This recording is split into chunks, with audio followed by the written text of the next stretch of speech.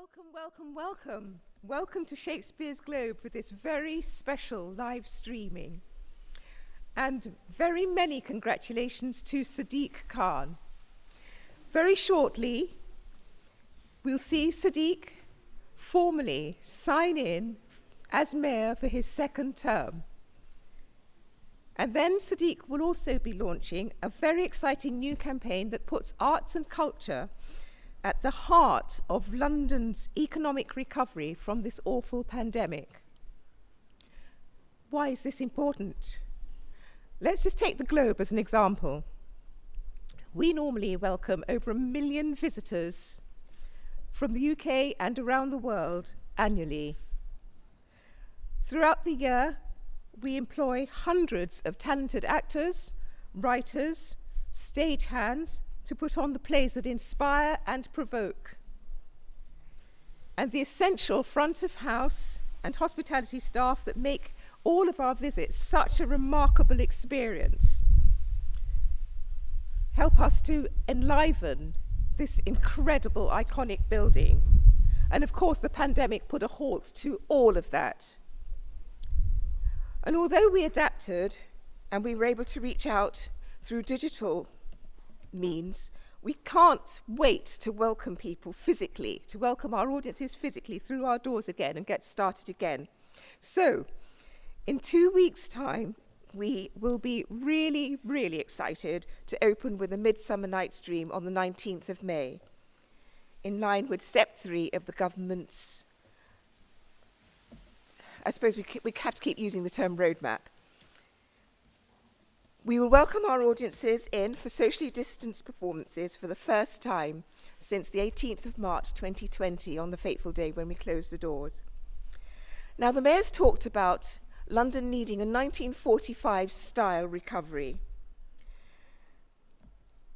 that will focus relentlessly on jobs and the need for us to narrow the social, economic, and health inequalities in our city.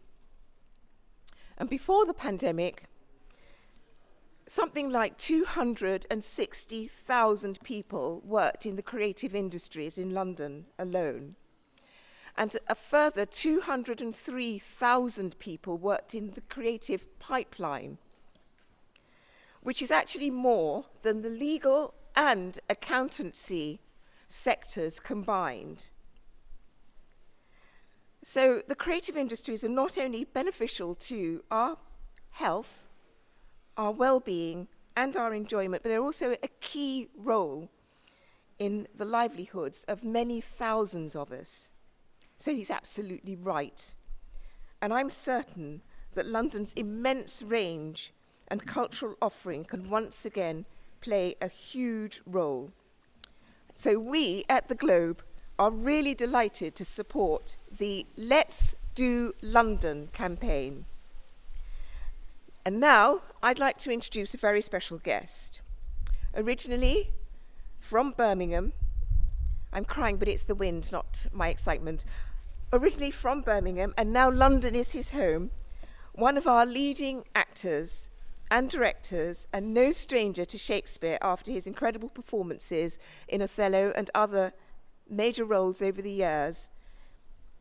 Ladies and gentlemen, I'm really pleased to welcome Adrian Lester.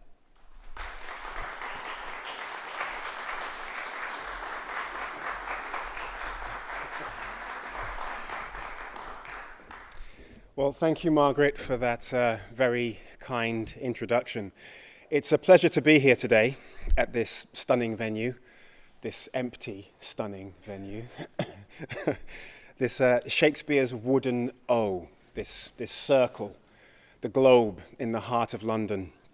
We are 2 weeks away from welcoming actors and an audience back to this beautiful stage, and I couldn't be more excited.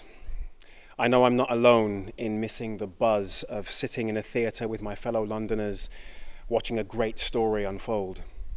For the last year, our cultural venues up and down the country have been forced to close their doors to us. It's been a long, hard road. None of us will forget just how much has been lost in this pandemic. the lives and the livelihoods. The pressure placed on our key workers who, at great cost, kept us all going at this very difficult time. Our cultural and creative sectors, where we all go to laugh and unwind and reset, have been devastated. Our arts and culture are what makes London one of the greatest cities in the world, and they are a major contributor to the health of our economy, mainly because of the hundreds of thousands of freelancers on stage, behind the scenes, in front of house, and in so many other areas who have been hit by this pandemic. Now, I know Sadiq worked hard to help, joining with the industry to call for financial support, and through his emergency culture at risk team, he helped protect hundreds of venues at risk. As COVID restrictions set to ease shortly, it's vital that the Mayor hits the ground running to support the industries that have been hardest hit. And I'm not just talking about theatres now. I'm talking about bars, restaurants, shops, museums, galleries, and every business that contributes to the lifeblood of our high streets up and down the country. And that's why I am delighted to support the reopening of London. Today, we are urging Londoners to do their part. Book a ticket to see a play. Plan a visit to your local cinema. Make that restaurant reservation you've been thinking about for the last year. And very soon, go see your favourite band again, live. Let's do London. One thing that Sadiq has talked passionately about during this campaign is opportunity. The opportunity for allowing young people to fulfill their potential. Opportunities are created by access and participation. Without opportunity, could Sadiq, a young man from a council estate in Tooting, become Mayor of London? Or without opportunity, could I, an awkward kid from Birmingham, have dreamt of performing at the National Theatre or in the West End? Sadiq wants to make sure that today's younger generation have that access, regardless of their background or means. It'll be a challenge delivering that across the cultural sectors throughout the capital. I know Sadiq is up for that challenge. Sounds good to me. Ladies and gentlemen, I am very much looking forward to London. Thank you.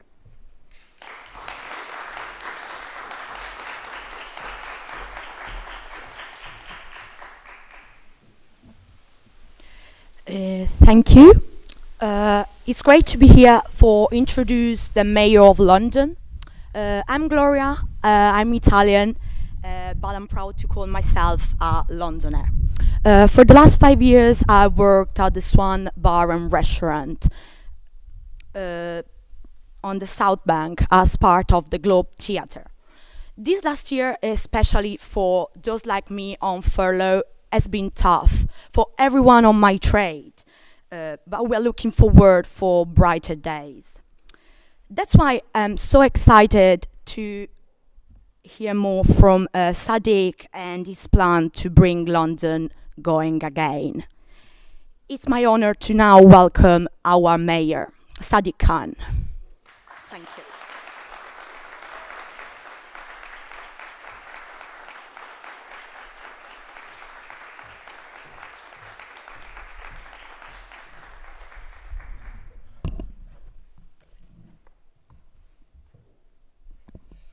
Thank you, Gloria, for that great introduction. It's brilliant to hear that you're back at work after being furloughed. It's a great sign that London's recovery has started. And I'm in no doubt you'll have a fantastic future ahead when this great city reopens. Thank you, Adrian, for that brilliant speech. I absolutely agree with you that London's arts and culture is what helps to make this the greatest city in the world. After an extremely difficult time for the arts and creative sectors, I look forward to our theatres and cultural venues opening up once again. I know we're all waiting to get the chance to see Adrian treading the boards once more very soon.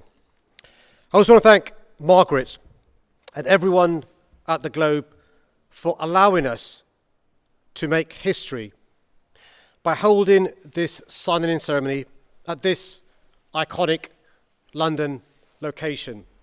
And looking around, wow, it's a privilege to do this here, and it's something I'll never forget. I stand here today truly humbled by the trust that Londoners have placed in me to serve a second term as mayor.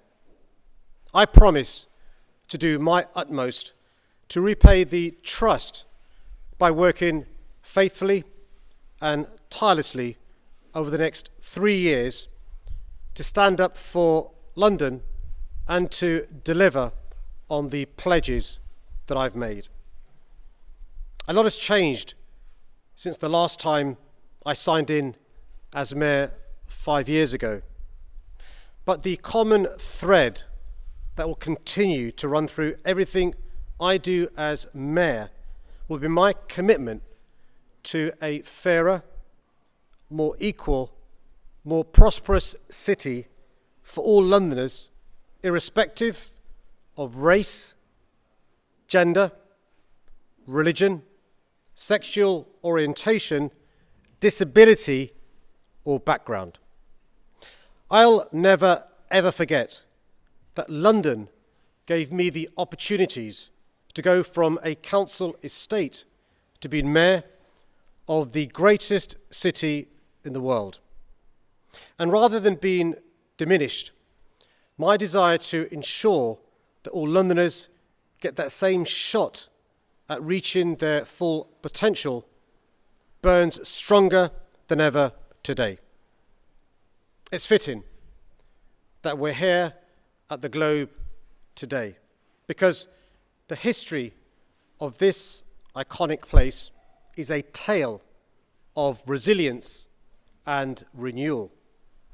During Shakespeare's time, the original theatre had to close for long periods, often to prevent the spread of the plague. But London's theatres always opened their doors and stages again, and they always went on to bigger and better things, just like today's Globe will do this summer. And this speaks to the times throughout our city's rich history when Londoners have had to reassess, renew, and rebuild a better London following disaster and devastation, whether from fires, pandemic, or war. Now it's our generation's turn to take on that challenge, not only to ensure that we bounce back as quickly as possible, but as we do so, we shape a fairer, greener, more united city for all Londoners. This is my mission: to put the dark days of the past year behind us and to deliver a better and brighter future for everyone who calls this amazing, diverse city home. And there's no time to waste. That's why the work begins anew today to reignite our city and to kick-start our economy as London continues to open up. As promised, this means making jobs, jobs, jobs a top priority in everything we do and putting young Londoners at the heart of our recovery. It means backing our businesses, both large and small, to help them not just to survive, but to thrive. And it means banging the drum for London to attract the jobs, tourism, and investment our city needs. To this end, I'm excited to announce today that we're launching the biggest domestic tourism campaign that London has ever seen. We're calling it Let's Do London. It's a call to action. It's a message to Londoners and people across the country that our capital city stands ready to entertain, inspire, and enthrall once again. And it's a chance for us to champion our businesses, cultural institutions, and attractions that have suffered so dearly during the pandemic. The year-long campaign will bring together London's leading hospitality, cultural, and retail organisations to entice people back into the heart of our city, where they can experience the magic of London. It will include London's famous chefs and restaurants coming together to promote and celebrate our world-class cuisine. Exciting new public art installations to attract people into central London. New events at famous tourist attractions. Outdoor film screenings. Late night openings of museums, galleries, and cultural venues. The return of major creative festivals like London Fashion Week, and much, much more. This huge campaign will be a great opportunity to remind everyone what makes London so special. And it'll help us to get the buzz back in our city that we've all so sorely missed. As well as this unflinching focus on the urgent task of our recovery, I promise to also continue to work day and night to tackle the long-standing issues that matter most to Londoners. Safer streets, more affordable housing, more support for young Londoners, and action to tackle the twin emergencies of air pollution and climate change. On crime, we'll continue to be both tough on crime and tough on the causes of crime. This includes putting even more police officers on the streets at the same time as investing record amounts in new opportunities for young Londoners. When it comes to housing, we'll continue to build the genuinely affordable homes Londoners desperately want and deserve. And on air pollution and the climate emergency, we'll take the bold action that's required for the sake of our children and our children's children. The path to becoming a cleaner, greener, and more sustainable city is not always going to be easy. There'll be resistance from some quarters, but I'm prepared for that. It won't dampen my resolve, lower our ambitions, or slow our pace. Instead, London will press on and spearhead the transition to a greener economy and a healthier city. So watch this space, because I promise to lead from the front on this issue, crafting the bold blueprint for what's possible in a global city like ours. Lastly, I want to touch on something I said in my acceptance speech about the importance of unity. The election results around the UK clearly showed that our country and even our city remain deeply divided.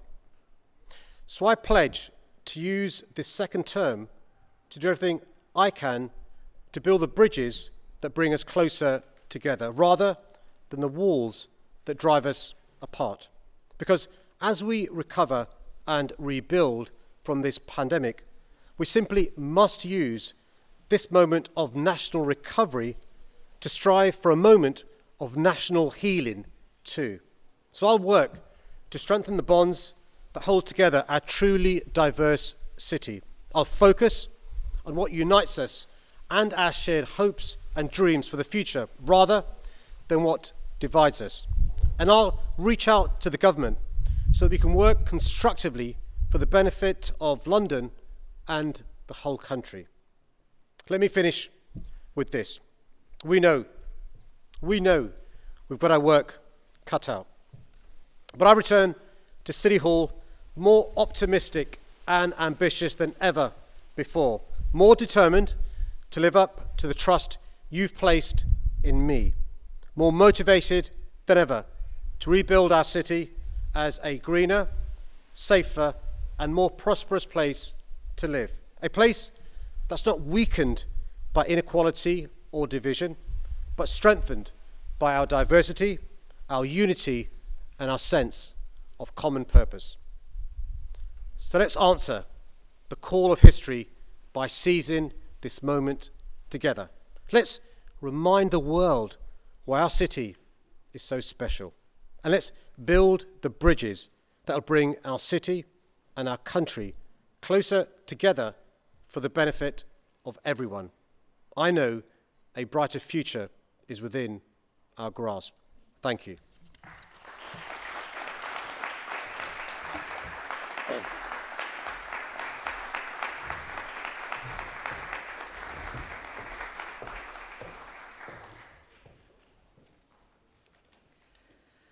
My name is Mary Harpley, and as Chief Officer of the Greater London Authority, I am delighted to welcome back Sadiq as Mayor of London.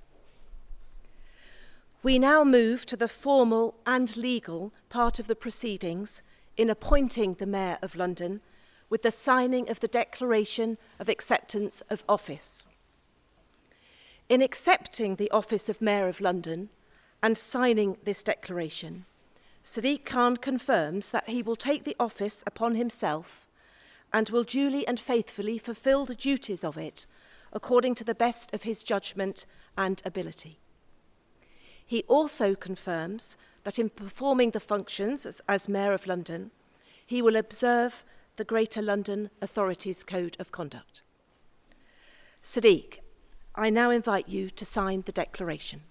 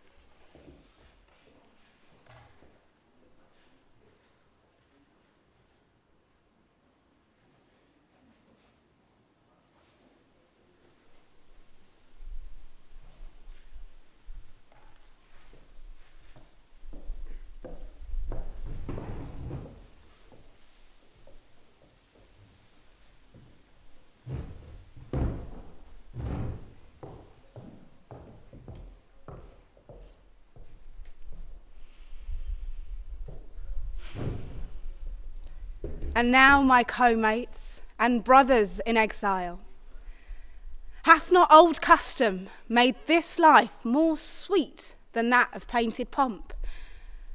Are not these woods more free from peril than the envious court? Sweet are the uses of adversity, and this, our life, exempt from public haunt, finds tongues in trees, books in the running brooks, sermons in stones, and good in everything.